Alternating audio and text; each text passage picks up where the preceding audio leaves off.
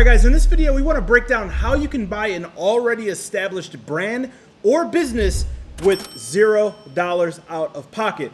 Here on this channel, and when I'm constantly teaching, I'm trying to think of ways to teach you guys, number one, the biggest mistakes that I've made, number two, the greatest lessons that I've learned, or number three, what you can apply or implement right now in real time that has gotten me awesome results, right? So this is one of the things that I'm now just learning being an entrepreneur for nearly a decade, generating multiple 8 figures online that I wish I knew when I was getting started. And that's how to acquire businesses or brands with $0 out of pocket. So right here, we're gonna go to one of these websites, which is called Flippa. Now there's tons of websites out there. Flippa's one of them, Empire Flippers is another one. You can literally Google websites to buy brands or buy companies, and you can find all these different ones. And I recommend creating a list, creating a bookmark for these on your computer so you don't lose them, right?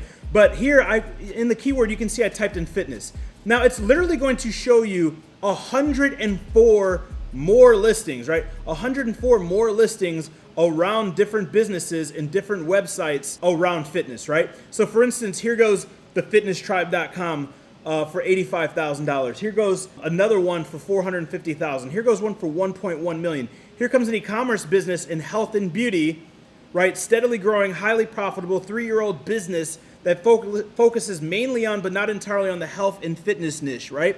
Now 3 years old, and they're selling it at a 1.8 profit or 1.2 revenue. They're asking $850,000. Goes another one for 235, and you can see there's dozens of these. So if you already have an established brand, one of the fastest ways to grow your brand is to acquire your competition or to acquire semantically relevant components or different arms of that niche or category and merge them together. This is what we call a merger. However, if you have access to credit, if you have access to capital, or you know what I'm about to teach you, you can literally acquire these brands with little to no money, right? So here, if you scroll down, we can literally look at expired listings. We can look at listings and we can see how long that they've been listed, right? If there's any bids, and if they have been listed for a while, if they've been on auction and have had a ton of bids but haven't sold, or maybe they've been in business for a very long time, it may be what we call a motivated seller. What we will do to be able to acquire these businesses and these brands with $0 out of money is reach out to them, right? Sign the NDA, schedule a call, get access to their personal information, find out a little bit about why are they selling the business. Chances are they're tired of the business. Chances are they're stuck growing the business. Chances are they crushed it with the business, but they want to get going on something new. And if no one is going to buy the business, they're stuck with that business. So here's how you make it a win-win situation. You would reach out to them and you would say, hey, I noticed you're selling this health and beauty brand. I rather A, have a health and beauty brand, or B, want to start a health and beauty brand. And you know, it doesn't really make sense for me to get new debt on this business right now because I'd rather get debt on capital to inject in the business to really just amplify the sales and scale this thing to the next level. Would you consider doing something on terms? And then just shut up. And they're gonna say, and the reason why we say terms and not subject to or creative financing or seller financing is because 9 times out of 10, they've never heard terms, they don't know what terms are, and then they're gonna say one of two things, absolutely not, or what is terms? If they say what is terms, you simply respond, well, what type of terms would be a win-win for you, right? What type of terms where if you were to sell this business to me, it'd be a win for you because you get what you feel you would like or feel that the business and brand is worth, and then it would be a win for me because I can take and I can grow the business and scale the business to where it needs to be. And then shut up. And they're gonna tell you, well, I don't know, I'm asking $850,000. Maybe could you put $100,000 down and make payments on the rest? Right? Now you're getting somewhere. You're in the stage of negotiation. And from there, you can say, well, again, I don't want to put a large sum of money down because I could inject that into the business to make more money, to pay you off faster, or to sustainably pay you off.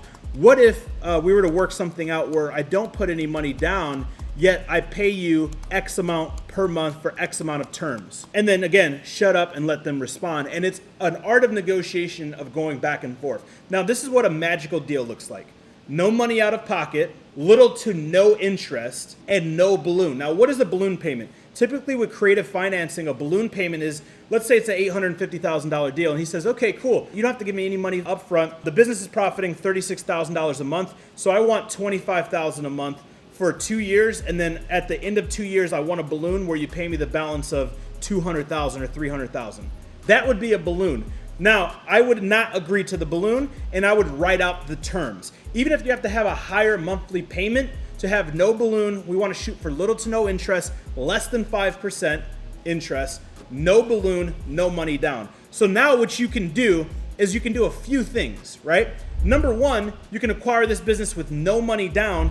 You can ramp it up using what I teach you here on the channel, and you can just knock them off the way, right? Just build the cash flow and pay them off. Number two, you can increase the evaluation within a 1-year term, right? Have the bank records for a 1-year term, or what we call a trailing 12 of financials, a P&L. Take it to a bank that deals with e-commerce businesses or brands, and you can actually refinance that brand. Take a portion of the equity, and then you can knock them off, or take a portion of the equity, inject more money into the business, absolutely blow it up, and then just make the monthly payments on them. Or you could even sell the business. Let's say you got this brand under contract for $850,000 with no money out of pocket. You took your knowledge that you've learned in the AMZ formula or here on this channel or working with me and my team, and let's say that you got that brand, because he's selling at a 1.2 EBITDA. What if you got that to a 2.5 EBITDA? That means you simply took it from 850,000 to 1.7 million. Yeah, 1.7 million. So if you owe 850 on it, and it's worth 1.7 million, and you sold it for 1.7 million, after you pay him the 850,000, you've got basically almost $1 million cash that you made off of this. Here's the thing. A lot of people that have grown or built successful businesses are stuck in old ways. And this isn't something that I invented. This is done every single day in the real estate industry. And it's completely underutilized in the e-commerce industry. Now let me take a step back. That's the negotiation stages and a few different ways that you can handle this, right? What if he says, no, absolutely not. I'm not doing it on terms. I want all cash, or you have to go get the financing. That's when you say, okay, cool. Well, hey, listen, my number one goal is to make sure that you get what you want out of this thing. We have an awesome transaction. We have an awesome relationship that we build during this thing. And of course, I need to make sure that I can get this brand where it needs to go. Would you mind hopping on a call to discuss this a little bit further? So what you did is you isolate the objection. He said no, or she said no. Okay, cool. I want to give you what you want. However, let's get on the call and talk about this, right? When you get on the Zoom call, again, you know that they haven't sold, that it's been listed for months or years, and it hasn't sold, and then you can do your due diligence, right? And let's say that they're selling this at a 1.2 or 1.8 EBITDA, but you've seen multiple brands sell at 0.5 EBITDA, and they're asking 3x a multiple from what the other brand sold. You can use that as leverage, because 3x less EBITDA means 3x less price, which means that the evaluation of the company would be around 250 to 275,000, not 850. And you could say, well, Mr. Seller, we've seen several brands that actually sold at 0.5 EBITDA. You're at 1.8, so more than 3x what the recent comparable showed. So I'm prepared to go get debt on 250,000, or I'm prepared to give you the 850,000 you're asking for if you'll accept terms.